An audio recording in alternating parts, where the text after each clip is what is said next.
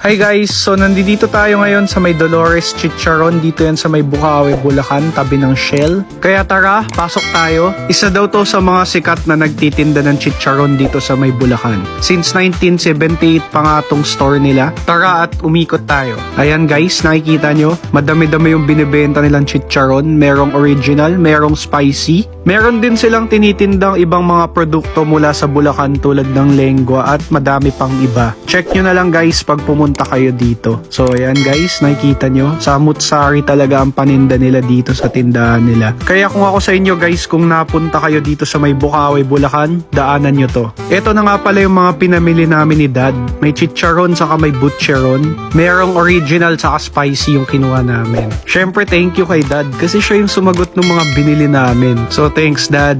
Ayan na yung mga pinamili namin. So yun lang guys, kung nag-enjoy kayo, please follow for more and ingat kayo palagi.